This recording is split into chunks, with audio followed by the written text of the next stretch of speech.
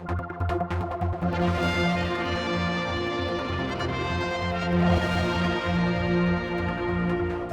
on day two of the Dr. Ranson remedy hearing, we're now joined again by Chris Robertshaw, who's there for us.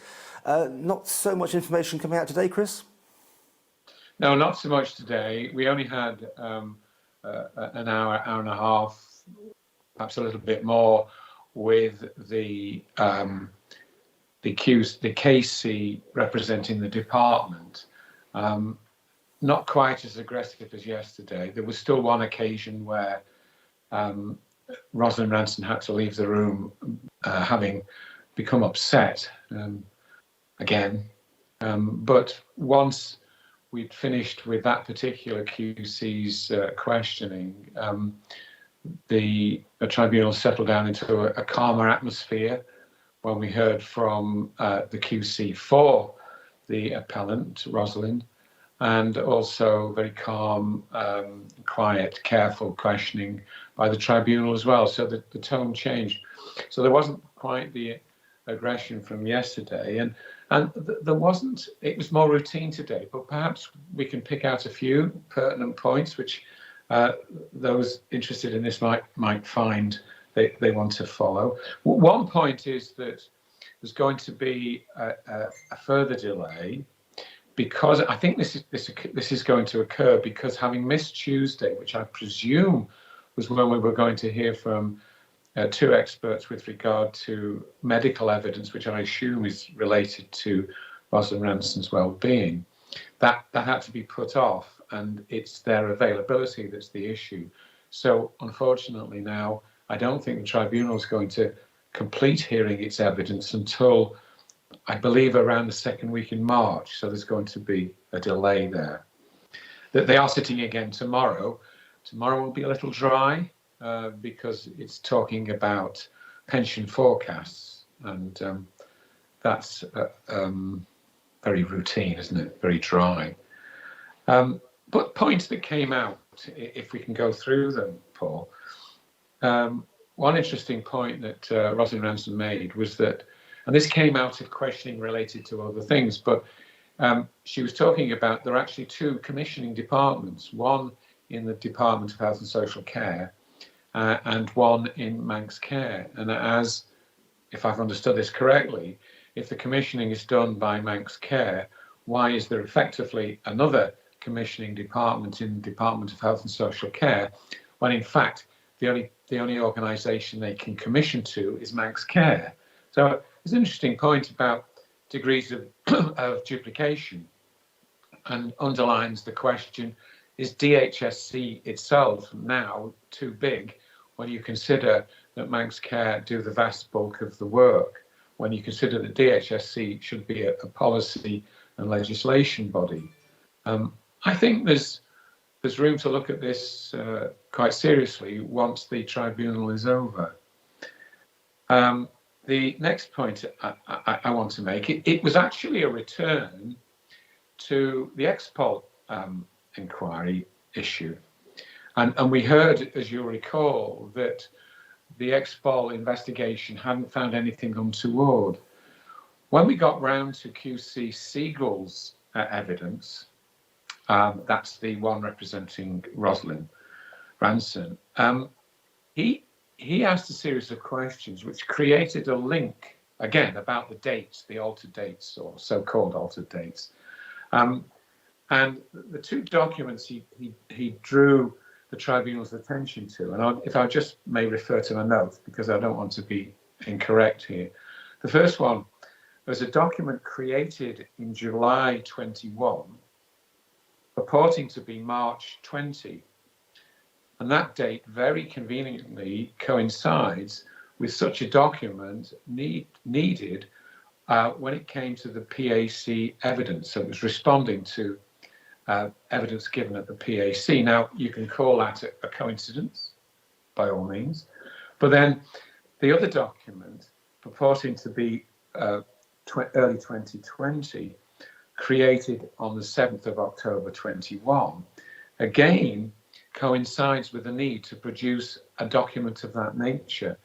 Now, I think what QC Siegel was inferring there was he wasn't denying or contradicting the expol evidence and findings, but what he was saying, as I read it and as I listened, was that how strange that these coincidences should apply in the way that they did, and have two of them out of the three documents, and it's left a shadow, I think, over the findings of the report.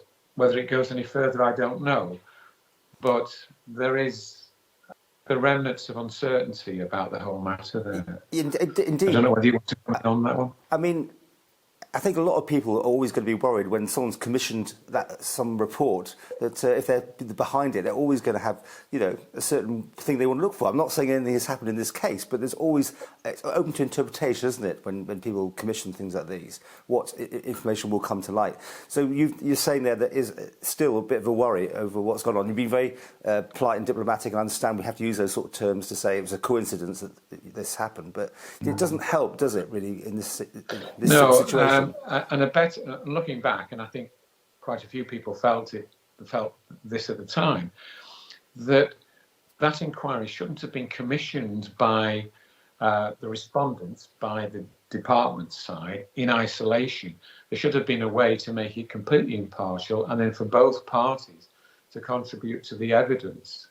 And in such a situation, the pertinent comments made by QC Siegel for Rosalind Ranson would have fed into that and may well have, therefore, perhaps been answered. But now they hang around, rather like a bad smell. I just leave that there, I think. Indeed, but the Expol findings haven't been made public, have they, either, I understand? Sorry, I didn't catch that. Yeah, the Expol report isn't in the public domain, is it? Not that I'm aware of. No. I certainly haven't read it, but I don't think we can dwell it on anymore. I just think there's a certain sense of not the whole thing not being satisfactory. Really, that's all one can say. The tribunal members asked a number of questions. Again, very courteous, much calmer than the previous day.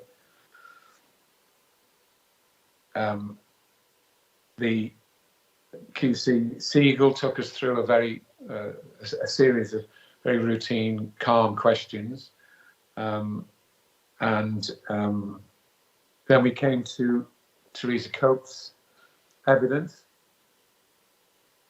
How would I best describe that evidence? I think it was competent, as I believe people find Teresa Cope, but she answered the questions incredibly carefully, and it wasn't spontaneous or highly confident. It was reminiscent of somebody tiptoeing through a minefield, being extremely careful about the way the answers were phrased and submitted.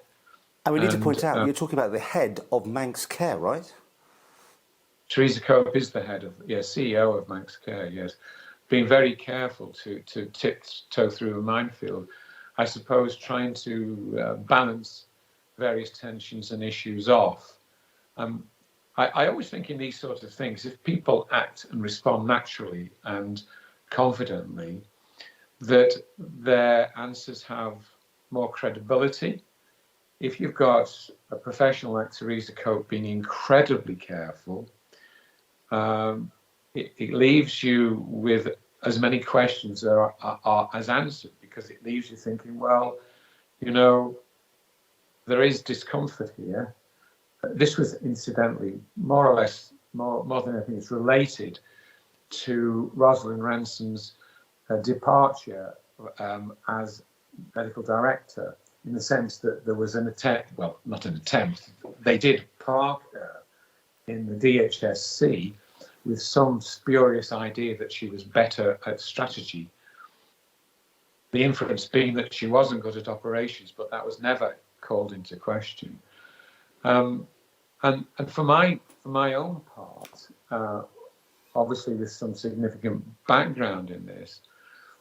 I still retain a deep unease about the involvement of the chairman of Manx Care, Andrew Foster, in Rosalind Ranson's departure, and indeed Sir Jonathan Michael's response to Rosalind Ranson's request for assistance at a time when she was still employed as medical director, but under extreme stress and pressure.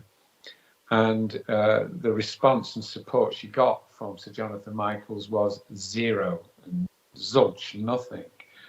And that certainly didn't, as time went by, didn't endear me to either of those two characters. And I remain concerned about their involvement as to how they were engaged in Rosalind Ranson's removal as medical director. So again, a bad taste in one's mouth, I think. I'll just see if there's anything else that was of consequence.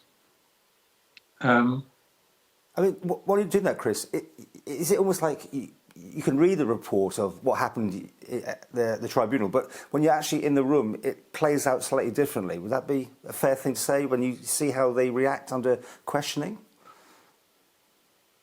Well, yes, I think so. I mean, body language is one issue that you're one is aware of, and tone that differs from the written response, doesn't it? And as far as Teresa Cope's concerned, you can't question that response. It was competent, but one was still left with those feelings I've just described. It hasn't been it's been a deeply unhappy affair, and the loss of Rosalind Ranson as a first-class medical director is undoubtedly a loss to the Isle of Man. And you have to ask the question why, when she was clearly so competent and respected, why was there a need to remove her? What was the agenda that ensured that it would happen?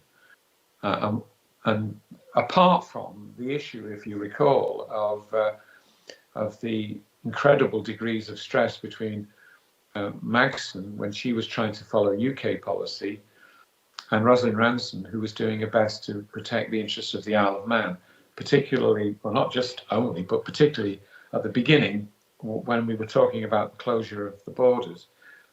And later on, other actions as well, where there was a determination by Magson, who wasn't, as you recall, a medic, following blindly the UK agenda. When this is all over, there'll be time to reflect more deeply on what went wrong and why. But for now, the important thing is that Rosalind Ranson is treated fairly and with respect in her whistleblowing process.